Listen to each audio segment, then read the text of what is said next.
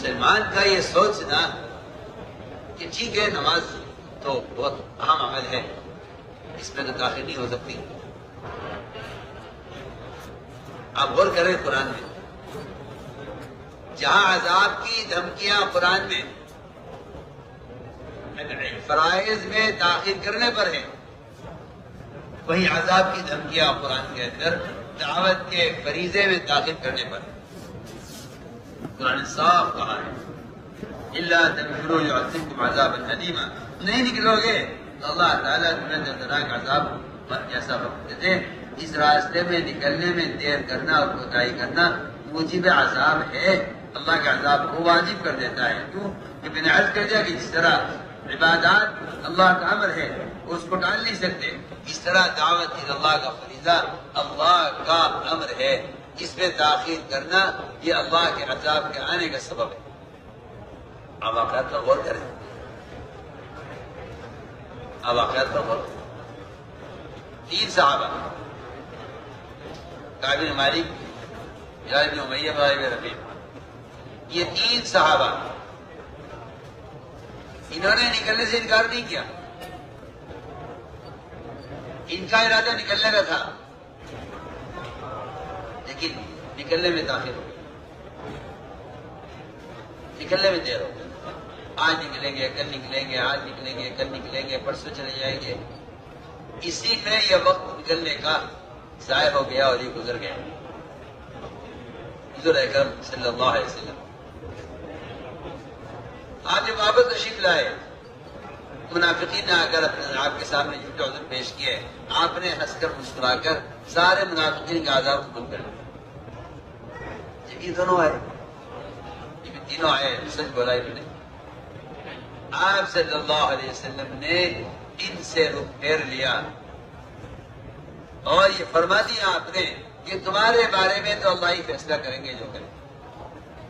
اللہ ناراض، اللہ کے رسول ناراض. سارا مدینہ ان کا بائیکاٹ کیا. آپ غور کریں ایسا کون سا گناہ کیا ہے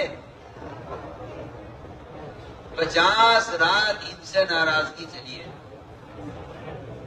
50 رات کی ناراضگی کیوں؟ میں سوال کرتا ہوں آپ سے. ایک صحابی سے زنا ہوا، آپ نے فرمایا کسی نے کہہ دیا کہ دیکھو زنا کرنے والے کو کتے کی طرح جم کیا جا رہا ہے. آپ نے فرمایا میں دیکھ رہا ہوں یہ زنا کرنے والا اس وقت جنت کی نہروں میں نہا رہا ہے، وہ جنت داخل ہو چکا. زنا حرام ہے، چوری حرام ہے. ایک عورت نے توبہ کی زنا سے، ایسی توبہ کہ اگر اس کی توبہ کو تقسیم کیا جائے سارے مدینہ والوں پر سب کے لیے کافی ہے. مجھے نہیں ملا کہیں کہ کسی کبیرہ گناہ کرنے پر اللہ کے رسول صلی اللہ علیہ وسلم نے کسی سے بول چال یا کسی سے بات چیت ختم کر دی ہو یا کسی کا بائیکاٹ کر دیا ہو اس گناہ کی وجہ سے، سوائے اس ایک موقع کے کہ اس میں ان 3 صحابہ سے کوئی کیسا کبیرہ گناہ نہیں ہوا. نعوذ باللہ ثم نعوذ باللہ، زنا کر لیا ہو یا شراب پی لیا ہو یا جھوٹ بولا ہو یا نماز چھوڑی ہو یا روزے کا انکار کیا ہو، کوئی نہیں. ان سے ایک غلطی ہوئی کہ اللہ کے راستے میں نکلنے میں کوئی عذر نہیں تھا، تاخیر، انکار بھی نہیں، تاخیر ہو. مولانا صاحب کا بیان ہے اس پر، فرماتے تھے یہ 50 رات جو ہنگامہ ہوا ہے مدینہ منورہ میں اور ان 3 صحابہ کا پورے مدینہ بائیکاٹ کیا ہے. ان کو کوئی سلام کرنے والا نہیں تھا، ان کے سلام کو جواب دینے والا نہیں تھا. یہ سارا ہنگامہ اس لیے ہوا تھا کہ قیامت تک آنے والے مسلمانوں کو یہ بتانا تھا کہ اس راستے میں نکلنے میں تاخیر کرنا اللہ کے رسول کی ناراضگی کا سبب ہے. یہ میں حضرت کی بات ہمارا نظر آپ تک پہنچا. صاحب میں آپ سے کھل کر عرض کرتا ہوں، لوگ سمجھتے ہیں کہ وہ تو نکلنے کا زمانہ قتال کا زمانہ تھا، قتال کی وجہ سے یہ وعید ہے. میں کہتا ہوں قرآن آپ کھول کے پڑھیے، قرآن پڑھی آنکھ کھول کر، جہاں قتال کا شبہ بھی نہیں ہے وہاں بھی اس راستے میں نکلنے میں دیر کرنے پر ہلاکت کی دھمکیاں قرآن میں صاف فرمایا قرآن، وَأَنفِقُوا فِي سَبِيلِ اللَّهِ وَلَا تُلْقُوا بِأَيْدِيكُمْ إِلَى التَّهْلُكَةِ۔ یہ آیت کب نازل ہوئی؟ قرآن کہہ رہا ہے اللہ کے راستے میں نکلنے پر مال خرچ کرنے میں کمی مت کرو، اللہ کے راستے میں پھرنے میں مال خرچ کرنے میں کمی نہ کرو، ورنہ اپنے ہاتھوں اپنے آپ کو ہلاکت میں ڈال دو گے۔ یہ ہلاکت کی دھمکی قرآن دے رہا ہے۔ کیا واقعہ پیش ہے؟ یہ آیت کب نازل ہوئی؟ انصار مدینہ بیٹھا مشورہ کرنے کہ اسلام خوب پھیل چکا ہے، مسلمانوں کی تعداد بہت ہو گئی ہے، اور قرآنوں کی اچھی بڑی تعداد جو تقاضے پورے کر سکتی ہے وہ بھی ہو گئی ہے، اور کفر کی جڑ ٹوٹ چکی ہے، کمر ٹوٹ چکی ہے، اور اسلام غالب آ چکا ہے، اور اسلام کو اللہ نے عزت دے دی ہے۔ ابھی تک ہم سارے گھر کے تقاضے چھوڑ کر اپنے زمین کے، اپنے باغات کے، اپنے گھر کے، اپنے بیوی بچوں کے سب تقاضے چھوڑ کر ابھی تک ہم اتنا عرصہ تقاضوں پر پھرتے رہے۔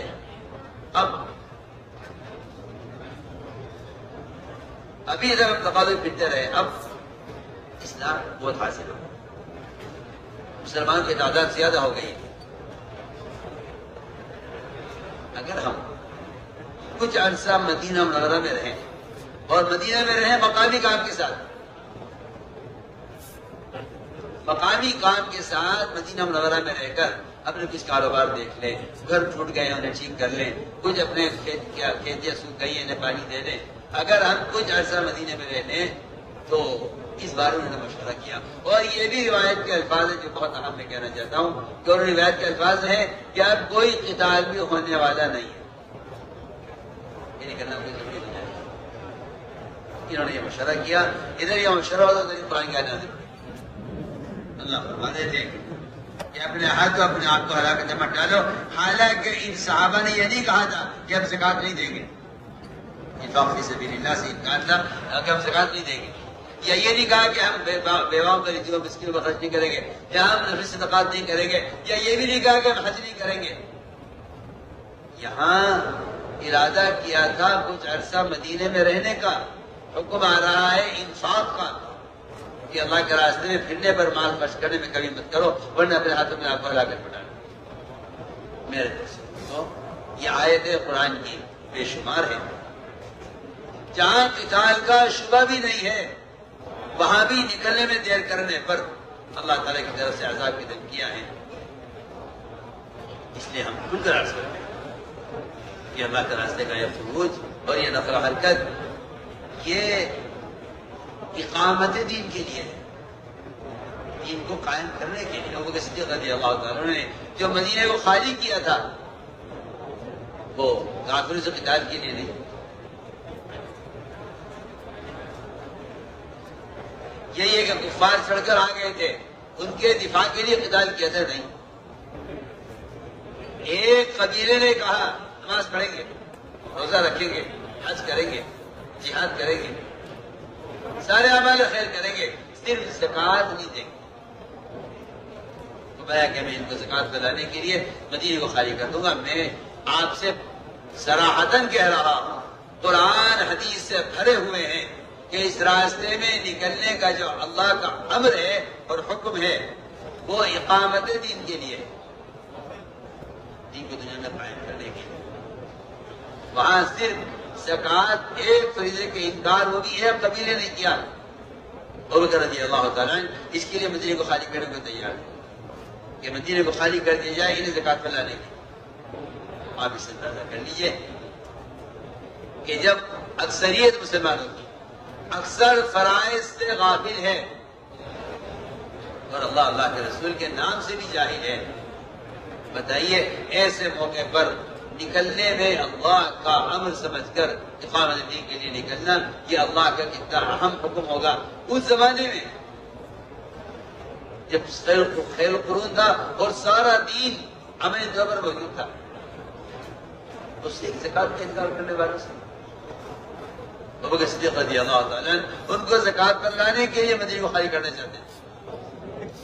آج جبکہ امت کی اکثریت میں سے اکثر اسلام کے فرائض ضائع ہو چکے ہیں، ہم یہ سوچے کہ نکلنے کی ضرورت ہے۔ میرے دوستوں، قرآن نے صاف کہا ہے کہ اس سے زیادہ پختہ مذہب، اس سے زیادہ مضبوط دین، اس سے زیادہ اچھا دین ہو کس کا سکتا ہے؟ یہ دعوت عبادت کا اسے حضور اکرم صلی اللہ علیہ وسلم نے اپنے ہر صحابی کو دعوت پر اٹھایا تھا، اور دعوت اس لیے اٹھایا تھا کہ دعوت سے بڑی مسلمان کے پاس کوئی دفاعی طاقت نہیں۔ یہ دفاعی خدا کی قسم، ساری مادی طاقتیں ایک طرف، صرف دعوت الی اللہ کا فریضہ، اس سے بڑی کوئی مسلمان کے پاس دفاعی طاقت نہیں ہے۔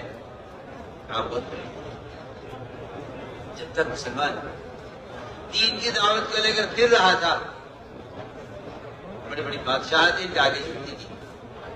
حذیفہ رضی اللہ تعالیٰ عنہ روم میں کام کر رہے تھے، وہاں کے روم کے بادشاہ نے ان کو قید کیا اور ان کو نصرانی ہونے کی دعوت دی۔ لیکن وہی بات ہے یہ تو مثال سے عرض کرتا ہوں، یہ جو ارتداد امت میں اس وقت ہے، ہمارے عروج کا اصل مقصد ارتداد کو روکنا ہے۔ یہ کوئی تبلیغ، کوئی مدرسہ نہیں ہے دین سیکھنے کا کہ آدمی 40 دن اس میں لگے دین سیکھ کر فارغ ہو جائے۔ میں کہتا ہوں کہ علم کا حاصل کرنا اپنی جگہ فریضہ ہے، مگر یہ اس دعوت کے میدان کا اتنا ابتدائی فریضہ ہے جیسے کوئی بچہ کسی مکتب میں علی باتہ پڑھ لیتا ہے، اس سے زیادہ کام نہیں ہے۔ تبلیغ لگ کر دین سیکھ کر مولوی صاحب کا منفوذ نقل کراؤ، جو منفوذ چھپا ہوا وعظ کرو۔ تبلیغ میں نکل کر مکمل دیندار بن جانا اور پورے دین کو سیکھ لینا، یہ مولوی صاحب کہتے تھے یہ علی باتہ ہے اس تبلیغ کی۔ یہ کوئی بچہ علی باتہ سیکھ لے مدرسے میں تو یہ نہیں کہا جائے گا کہ فارغ ہو گیا ہے۔ تو میں کہنا چاہتا ہوں کہ امت مسلمہ کو اجتماعی طور پر اللہ کے فرائض پر جمع کرنے کے لیے، ارتداد کو روکنے کے لیے اور امت کو جہالت سے نکالنے اور اللہ کے فرائض پر جمع کرنے کے لیے یہ اللہ کے راستے کا حکم۔ اس لیے بات پوری قوت کے ساتھ، پوری اہمیت کے ساتھ ہے، خدا کی قسم اس راستے میں نہ نکلنے پر عذاب کے آنے کی دھمکیاں قرآن اور حدیث سے بھری پڑی ہیں۔ جتنے حالات امت پر ہیں اس کی بنیاد پہ جائیں۔ مسلمان جو بے دینی کو اختیار کر رہا ہے، دنیا کو دین کو جو ترجیح دے رہا ہے، اپنے ساتھ سے میں عرض کرتا ہوں کہ اگر مسلمان کسی بھی ملک میں وہ اپنے دین کے بارے میں باطل سے مغلوب ہے تو اللہ کی قسم اس کی صرف وجہ دعوت کے فریضے کو چھوڑ دیں۔ صاحب قرآن حدیث سے بھرے پڑے ہیں، بے شمار روایتیں، بے شمار آیتیں، بے شمار واقعات ہیں سیرت میں کہ صرف دعوت ایک ایسا فریضہ ہے جس کے ادا کرنے پر مسلمان اپنے دین پر باقی رہ سکتے۔ قرآن صاحب اس سے زیادہ پختہ مذہب ہو کس کا سکتا ہے جو دعوت عبادت کو جمع کرے۔ چنانچہ لاکھ کوشش کی روم کے بادشاہ نے رضی اللہ تعالیٰ عنہ وہ اپنا دین چھوڑ دے، اس جگہ میں آپ کو قتل کروں گا، قتل کرو، ہم تو شہادت کو کی تلاش میں رہتے ہیں، تم نے ہمارے مطلب کی بات کی ہے۔ اس نے کہا میں تمہیں آدھا ملک دیتا ہوں، آدھی فوج تمہاری، آدھی پبلک تمہاری، آدھا خزانہ تمہارا، آدھا ملک تمہارا، آدھی زمین تمہاری، تم اسرانی بن جاؤ۔ فرمایا کہ نہیں، میں اپنا دین نہیں۔